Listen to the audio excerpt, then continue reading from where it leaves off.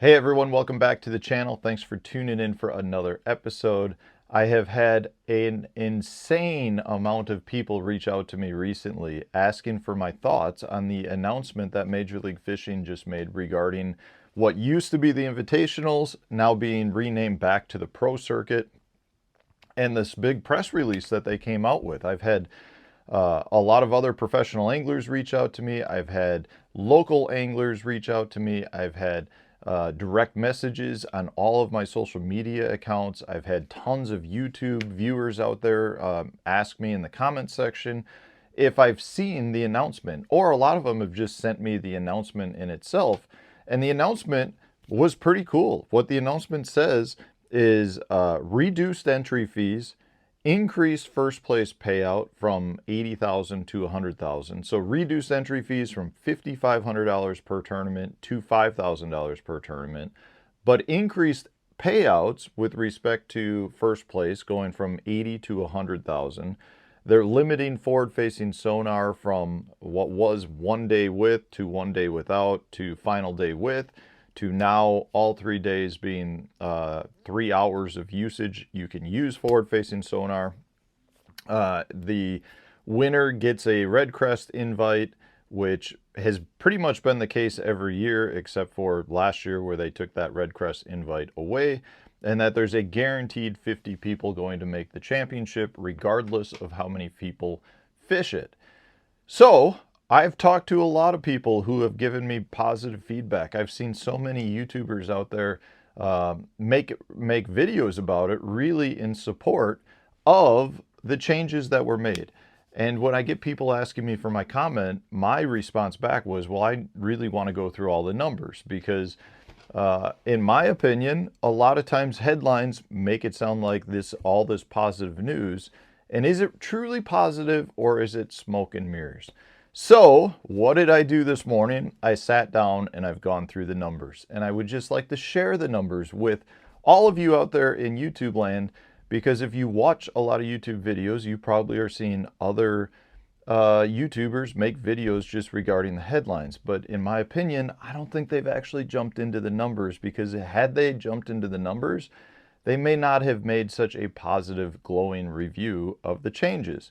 So let's talk about it, because just keep this in mind. I'm looking at all of my options for next year. What tournaments should I fish? What's best for my business, my personal brand and my business? And this new Pro Circuit is always an option. I fished it. I fished the FLW Tour. That then got bought by MLF. I then fished the Pro Circuit and the Invitationals. I qualified to fish the BPT. I have a lot of friends over there that are both anglers as well as staff members that work for the organization. But when it comes to my business, I have to choose what's best for my business. So when I get announcements that come out saying that things are being changed for next year, I need to evaluate them. Now, I am in zero position to make a decision as to what I'm fishing next year, because one, the Bass Opens still haven't released really any information regarding 2026. I'm still looking at potentially NPFL, dual threat fishing, high dollar team circuit. Maybe one of you guys out there wants to fish with me. I'll consider that as well. Lots of options.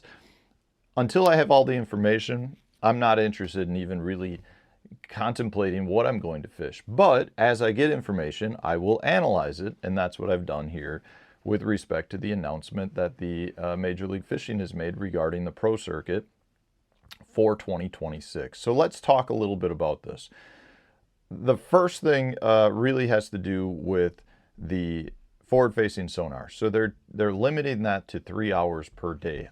I'm personally not a fan of using it with some time and without some time. I would much rather go into practice knowing that I'm either using it fully or not using it. So as an angler, if they're trying to figure out a way to limit the usage, I would much rather have like 3 of the 6 tournaments have it and 3 of the 6 tournaments not have it. I'm not a fan of 1 day with, 1 day without, 3 hours with, 5 hours without. I don't know how they're going to monitor that. They haven't actually come out and said that. So from that standpoint, there is some concern there. I like the idea of limiting it in some way. I think it is an extremely powerful tool. And from that standpoint, I understand I understand what they're going for. I'm not even sure what the best option is. As an angler, I would just rather have a tournament totally with it or totally without it. And that's my opinion. But that doesn't really affect me that much from a business standpoint. I'll use it or not use it depending on what the rules state. They also came out and said they lowered the entry fees from $5,500 to $5,000. Now, let me just point out that a $5,000 entry fee is an extremely expensive entry fee, regardless of organization that you're fishing. In my mind, anglers should not be paying that much. And if we are paying that much, we should have really good payouts. So they reduced the entry fee, $500. What did they do to payouts? Well, they mentioned in the press release that they're increased payouts. So they went from $80,000 for first place to a guaranteed $100,000. That sounds great. I love that. But what did they do with the rest of the payouts? So that's what I've really broken down this morning. And I'm going to put this up on the screen so you guys can walk through with me what happened. So in the chart, what you'll see is for a regular season event, I've compared 2025 to 2026, and I really don't like what I've actually seen. So the first two columns with 2025 and 2026 are just what each spot pays. The second two columns are totals of what is being paid out for those spots. So if you look down to 21st through 30th, they've reduced for 2026 those spots paying $9,000 down to $8,000. The two columns to the right of that, for those 10 spots, there's a total of $90,000 paid out, and a total of $80,000 is going to be paid out in 2026. So if we go down the differences per individual spot, what we see is they have in fact increased first place from $80,000 to $100,000. But where are they getting those dollars? Because remember, they decreased entry fees. So that $500 with a 150 boat field is a $75,000 reduction. So how did they increase payouts but reduce entry fees? Well, they took it from the other spots. So if you look, they reduced second place from $30,000 to $25,000, left third unchanged. But then from fourth place through 10th place, they reduced each spot $2,000. When you get down to 20th place, they reduced it $1,000 from $10,000 down to $9,000. And then you can see in 21st through 30th, all 10 of those spots were reduced from $9,000 to $8,000. 31st through 40th was reduced from $8,000 to $7,000. And then 41st through 50th was reduced $2,000 from $8,000 down to $6,000. So total payout in last year's purse was $495,000 per event. In 2026, it was $455,000. As you can see, I've summed up there. So they're actually paying, even though they increased first place, $20,000, they're still paying $40,000 less per tournament, which is due to the fact that they're taking less entry fee. Why is that the case? Because we don't have 100% payback. If you look at the percent payback per tournament, it's right at 60%. So yes, they can say they claimed that it increased because they actually went from 60% to 60.6% per tournament. So for a full season regular payout, they're paying $2.97 million in 2025 versus the reduced amount down to $2.73 million in 2026. So basically on a percentage basis, that has not changed. Now, if you look at it on a regular season event, that's only one function, but then you have to look at the championship event because that technically is payout as well, and the money is being taken from the regular season events to pay for the championship. So in this chart, you can see I've compared 2025 to 2026 championships. And in this case, they've kept the first place prize the same at $100,000, but they've dropped most of the rest. So if you look at second place drops from $50,000 to $25,000, that is a huge drop. Third place goes from $25,000 to $20,000. Fourth place, $20,000 to $16,000. They leave 5th, 6th, 7th, 8th, 9th, and 10th unchanged. 11th to 20th in 2026 actually will increase from $6,000 to $7,000. So that's a little bit of a gain. 21st through 30th, though, drops $500 from $5,500 to $5,000. And then in 2025, they only have 36 people going. So the payout was $5,000 per person. In 2026, though, 31st through 50th is $3,000. So they really dropped that. If you look at the total purse, even though they're going to have 14 more spots in 2026, total purse is about the same, $415,000 versus $416,000. So the amount of money is basically the same. It's just being divvied up differently again. So if we go back to total payout for the regular season events with the championship events, you're looking at a 68.4% payout in 2025 versus a 69.9%. So 1.5% payout increase is what we have, which to me, yeah, they can say that they've increased payout. I don't feel like that's a big enough change to actually make that case that it's better from a payout standpoint. To me, there's a lot of smoke and mirrors there. It's a lot of just playing with numbers. And ultimately, my honest answer is you're paying under 70%. That I don't understand as an angler, and I'm in the same boat. I don't understand how the anglers put up with that. And let me put it this way. I pay a $5,000 entry fee. Of that $5,000 entry fee, only $3,500 are paid, meaning the other $1,500 per tournament is going to the organization to run the tournament. So for the course of a year, 6 events, that's $30,000 in total entry fees that I would pay if I fish the circuit. Well, what's 30% off of that? 30% off of 30,000, about $9,000. So of the 30,000 I pay, only 21,000 I'm actually getting the chance to fish for.